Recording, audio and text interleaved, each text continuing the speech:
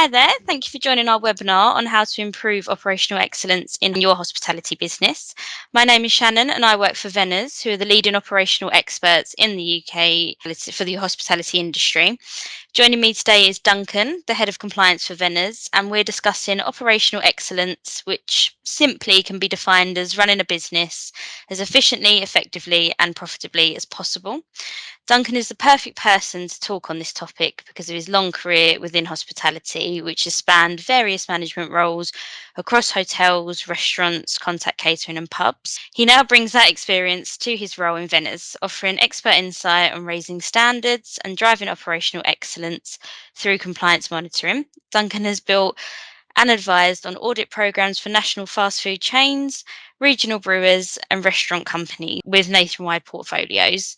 So, with that in mind, let's get started on today's topic. Duncan, why is operational excellence so important for a hospitality business? Hi, nice to see you. Um, it, Hospitality excellence all comes about running a quality business. And when you talk about a quality business, we're not necessarily talking about a business that sells high-end products, really expensive products, and charges an awful lot for the service. For me, a quality business is just one that's run really well, not just out front and what the customer sees, but everything that goes on behind the scenes as well. And a well-run and a well-managed business will do well itself. So this all stems from the people. The people in the business are so important, and we are finding it so difficult at the moment. I don't think I've known a time like it since I was first running hotels back in 1987.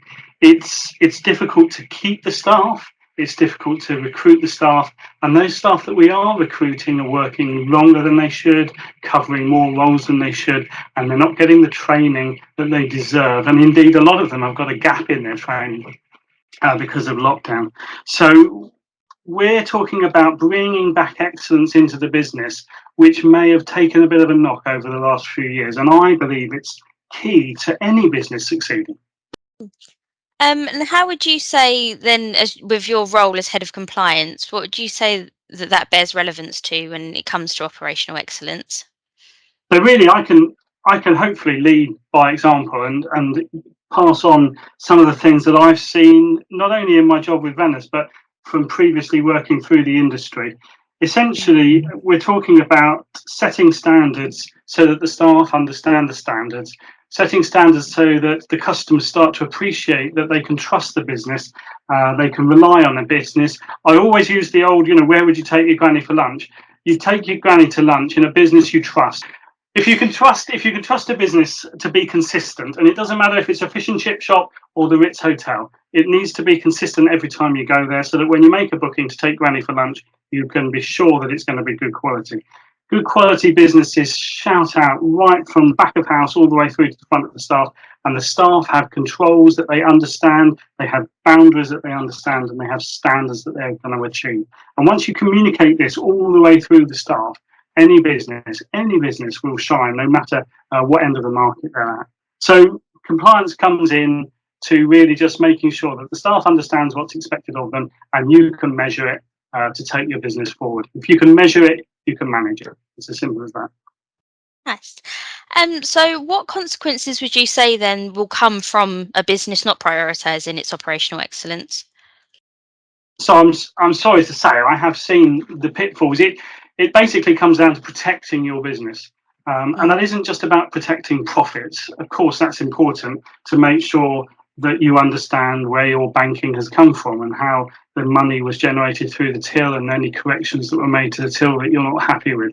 But also it comes from protecting the standards of the business. And like I say, those consistent standards that need to be maintained all the time. So protecting the way the staff look, making sure they understand which ingredients to be used and why it's important to use the ingredients that you wanted to set. So all the way through your company, we try and make sure that the standards are achieved in one site as they would be in another. So that if a customer goes to one of a different sites expecting the standards to be as good as where they were at home, they'll get the same standard and that sort of. So it's about protecting profits, but also protecting your brand and your standards. And again, this all comes through the delivery by the staff.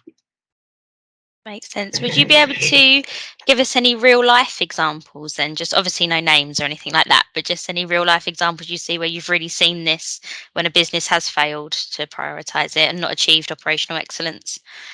I mean, well, yes, no names, but that's fine. It's it's I can think of a couple. Essentially, we had some issues through lockdown with a hotel group that I was working with, where they hadn't set in stone how deposits should be recorded. And so just before lockdown, they had to give a load of money back, quite rightly, cancel bookings and that sort of thing. There was no reason to hold on to the deposit.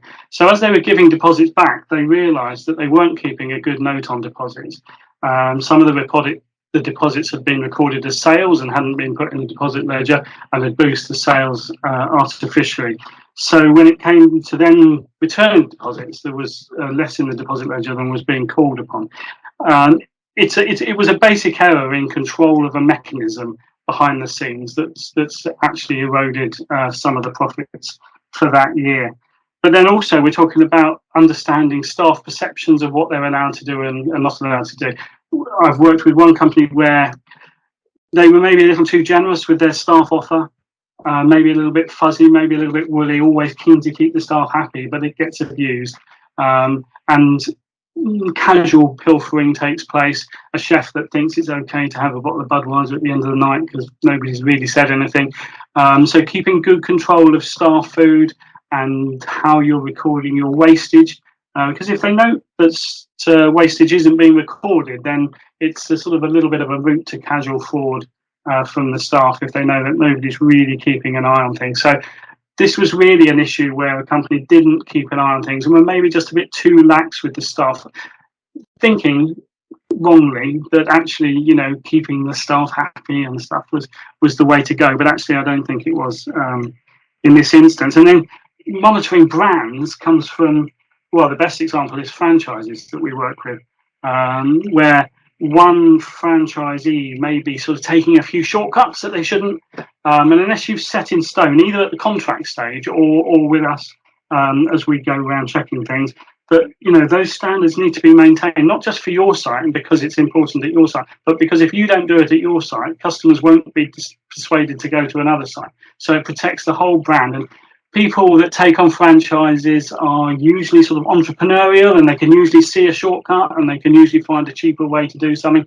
but that's not necessarily always what you want. So yeah, unless you're sort of setting it in stone, you're setting it in writing, the standards that should be met. And I think this is all about it. It's just I'm trying to bring a bit of control to your business, so that you can sleep at night and it's not veering off track without you noticing it. So yeah, we've seen sort of brand erosion, and it chips away slowly but surely. What goes into making a brand is 1,000 different things, and if you just chip away at one or two of them slowly but surely, then all of a sudden you go to one of your sites and go, no, this isn't what I wanted. So there you go. Sort of, yeah, keeping an eye on the money, keeping an eye on what the staff are doing, and then keeping an eye on your brand. It summarizes it quite nicely. So would you say, just sort of off the back of that then, would you say within your experience, are there any kind of common pitfalls that you sort of will typically see when it comes to a brand or a business, sorry, not achieving their operational excellence? Yeah, to our fault, we're nice guys. This is the hospitality business. I ran pubs and hotels and restaurants because I like people. I like to talk to people. We are not combative by nature in the hospitality industry, and we're generally, especially at the moment, inclined to look after our staff. And we're thinking that generating a pleasant staff culture is the way to go. Yes, to a certain extent, staff, of course, we've talked about it, it's so important. But staff appreciate control. They appreciate knowing the lines in which they're allowed to work. They appreciate knowing the boundaries for staff food and staff eating. And it'd be great to be able to bring your family in for lunch, but you need to say, okay, this is the discount that you're going to get. This is how it works on the till. The managers need to get a signature from a second manager on duty. There are boundaries and controls that can be put in place while still offering your staff all the benefits of working for you.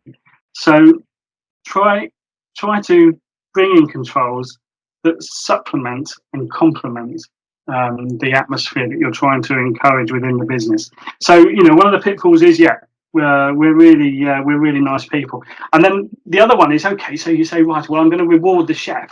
Wages in this business aren't brilliant. We've always been a sort of considered to be a low skill marketplace. And you want to reward the chef, and you say, okay, if we achieve a certain GP, then we're going to reward you in some way. But people don't put any thought into how they might that might be cheated by. It might be circumnavigated by the chef. So all very well trying to achieve a GP, but who's checking the stock counts when they're being done? Has the chef, added a few items to the stock each week to increase the closing stock figure, therefore decreasing the consumption and increasing his GP? You may be trying to reward the staff and saying, well, okay, you're going to sell more out front, and how can we achieve that? And actually, if you're a company that uses a free fill Coke, no charge free fill bottomless Coke, are the staff just pressing that button to show that they're selling lots of Coke, or that might affect the GP? Have they been putting deposits through the revenue to boost the revenue, and then when the event comes along, you find that actually the money isn't there, and it was given as a deposit? It's difficult to do that. We need to reward the staff. We need to create a culture where the staff want to work. But please don't forget the controls that need to be in place to make sure that the staff understand what they're allowed to do, and that any reward you put into it has been monitored backwards to see how they got to their result. I mean, ultimately, it's difficult. This industry has got its positive cash flow. We get the money in the bank a long time sometimes before we need to pay for the ingredients, and maybe a week before we need to pay the staff. So you always think, oh, I've got plenty of money, it's all looking great. But yeah, let's put those controls in place to make sure that the money stays in the bank and doesn't go anywhere else. A really interesting point. It's nice to raise because it's one of those things you don't think businesses could quite easily just not even realize it's happening. So it's a nice, thing to make sure to keep your eye on, like you say. Yeah. And earlier on, you mentioned that compliance monitoring, obviously, it helps achieve operational excellence, which is what we're always kind of aiming for within a hospitality business. Would you be able to just tell us a little bit more about how that kind of affects all aspects of the business, rather than just the kind of tracking legalities and things like that, which it's kind of typically associated with? Yeah, I talk to people all the time about compliance work, and their perception is instantly that, oh well, health and safety and food safety, well, we've got that covered, and yes, absolutely, very important, and that the word compliance sits nicely with food safety, health and safety, and fire safety culture. But actually, there are other elements to keep an eye on your business. So we talked about how you can control the cash and the tills to make sure you're happy that the tills are set up properly. Compliance auditing and compliance work stretches across the entire business. And you should, when you think of compliance, not just think of checking the fridge temperatures, which is the first place people go, but is the till set up properly? When you press the £2.50 button, does it charge £2.50, or is it sort of somewhere in the background got lost and it's only charging £2.30? Have you left on some of the VAT rates that were through the lockdown period and not been adjusted back to the full rate that they are now? That sort of check keeps control of your business and keeps the money in the bank. There are also sort of efficiencies that you need to look at, so compliance may be also relevant to your rotoring and your staff, and how they complete their sign off at the end of the week. How do you pay them? Do you confirm the hours that they've worked? How are you paying the tips? Who distributes the tips? That sort of thing. Is there a structure there so the staff fully understand the way it works? So then we talked about it, the standards checks, as well as making sure all these checks are in place to make sure everything goes into the bank. Are you happy that what's gone into the bank matches the banking records for each site? Are you happy that it's being reported properly, and that petty cash particularly is being recorded properly on site? Or is that maybe something that's been abused by some members of staff, handwritten receipts, that sort of thing? There are structures and controls that can be put in place that keep a business not just compliant, but operationally efficient. And then lastly, the standards and the brands and that sort of thing. You can set standards. You can set them in such a way that you can measure them. And so, you can look at whether a site over maybe a series of 10 or 20 checks has been slipping a little bit. The signage outside isn't quite right. The staff aren't in the right uniform. And maybe your back of bar display is not quite what it should be. There are lots of things to think about with the word compliance that relate to the whole business rather than just the statutory check. So, wow, it's obviously from what we've been saying here today, it's clear that operators have got a huge job on their hands in order to make sure that their business is always achieving that state of operational excellence. What would you say, in your opinion, they can do within an immediate sense in order to sort of tackle those challenges they're facing at the moment? Well, the first one, without turning it into a huge plug, is to give me a ring. We can help you through this and talk about what we might be able to bring to help you along. Essentially, third party auditing is the way that we work. And that third party allows, in many instances, you to sort of maintain your relationship with your team and your management structure, while setting our parameters and coming in and would you like us to keep an eye on. But so much more than that, we find ourselves embedding ourselves within all our clients' companies. Very often we help set the standards and we help draw up the policies and procedures, but then we more embed ourselves in the procedures, the paperwork and banking books and all the things that going into the controls behind the business, so that we can not only turn up and on each site and be a support function for the area manager, so we can do what we talked about that was historically their role. We can help with those back of house checks. But also we can bring in an element of best practice where we've seen it, not just within the client site, but something that we might have seen outside, where we've seen a great spreadsheet or we've seen a great way to do it. I love going around to new pubs. I love seeing things for the first time and going, wow, that's brilliant. I love it. I'm going to maybe take some inspiration from that and use it as a method for bringing in some control somewhere. But equally, it may be that your colleague just down the road has worked a better solution to one of the problems that you're facing. And you can say, okay, look, they're using a great spreadsheet. It's not exactly the spreadsheet that you're supposed to be using, but it does mitigate the risk and it has been redrawn. So don't reinvent the wheel. We can help with an element of coaching on that. So, third-party auditing is a way of sort of helping bring control to the back of house. And don't forget, you can turn this on and turn it off. We charge set fees, we charge set visit fees. So it's something you can turn off and turn off again, turn on and turn off again. You don't need to employ a team of staff and be concerned about all the pension and national insurance implications that come with recruiting a new team. So bring us in; it's a set fee, and you can use that. But that's a huge plug, just to sort of say, the best thing you can do is to bring us in. But ultimately, the best thing you can do is just to make a start and get on with writing some procedures, writing some controls, and starting to think more about the back of house and the broader thing, not just the fridge temperatures, but how the whole business is running to make it more effective. That's all right. It's brilliant. So, just to sort of summarize things, just within a nutshell, what would you say are your top 5 expert tips that you can offer our viewers today? So we talked about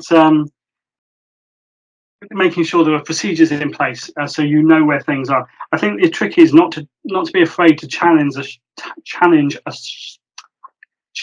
assumptions. So you may look at a till report, you may get your end of day reports in that shows your sites and show a till variance. And you may be making an assumption that everything looks fine. But do you have the data that actually supports that till variance? Are you confident that where it's just saying 0 variance every night, I don't know, where other sites are showing maybe 10, anything under sort of £2, £3, something like that, and then all of a sudden there's one site, don't be fooled into thinking that's fine. I'm not sure that it always is when that happens. So don't be afraid to actually challenge the assumptions you're making, that everything's okay. Work it backwards is the sort of second one. If you need to sort of start thinking backwards. So you've got this assumption that everything's okay because the till's looking like it's balancing at the end of every night, but then work it backwards. How do you know that money that's gone in the bank, where did that come from? Is the reporting on that correct? Could you actually work it backwards and see right back to a transaction where it actually came from? So challenge those assumptions and then work backwards to sort of see where the money's coming from, or if you've got a petty cash report, don't make too many assumptions that it's correct. Start checking, are copies of the tickets attached? Is the VAT separated out properly? And is it a justifiable expense? Is it within the guidelines? Have they maybe taken the mickey a little bit, or have they stretched your goodwill maybe a little bit too much? Monitor your till is my third one. It comes from that, and it comes from working backwards. The till these days are so clever, and they're not being used as much as they should. Everyone only uses 10% of their phone. Tills are the same. The till can give you a lot of data that tells you about the behaviour of the member of staff. So that behaviour of the staff and how they're during the night, and you can read a lot at how a till is being used. Are refunds always processed after 11 o'clock at night? Are there a lot of no sales? More than required, probably a no sale to put the till in, to take it out, and a change drop. What else do you need a no sale for? Keep an eye on those sort of figures, and again, here we are. You start to measure it. You start to understand it. Start to establish processes. This really comes back to just make a start. Start writing one of your procedures, one of your processes down. Start putting notices out so staff understand. Maybe you'd like to establish what is the staff feeding policy. Okay, so let's write it down. Let's give people good guidance on what it should be and put it on the notice board. The same goes for the till. You know, we talked about those till statistics just earlier. Put those till statistics on the notice board. Last week we had 6 voids. I don't like it. I want 0. Tell everyone. Don't have to put names against it. You just say, look, I am watching this, and I am watching these statistics. Communicate with your staff. They should understand what the limit is, and that you are monitoring it. My last tip is a bit left of field, but it works for me absolutely every single time I go on site. Check the bins. Check your bins every day. Or whenever you're on site, have a casual look at the bins before you walk into a site. See what chef's throwing away. See what waste might be finding its way into the bin. That chef I talked about earlier, who thinks it's okay to have a Budweiser on his way home, has dropped the bottle in the bin. I'd quite like to have a quick look. And I've never known a bin rummage not turn up something. I'm not asking you to rummage around in your bins, but certainly lift the lid and have a look. It usually tells quite a good story. So yeah, there we go. Top tips from me. Brilliant. Well, Duncan, thank you very much for your time today. It's been hugely interesting to talk to you about this important topic, and I'm sure viewers would agree that operational excellence will play an important part in overcoming some of the challenges that hospitality operators are currently facing at the moment. And thank you to all our viewers too. So if you've got any questions, please do get in touch with us or reach out to Duncan directly via the links in the description below. So until next time, thank you.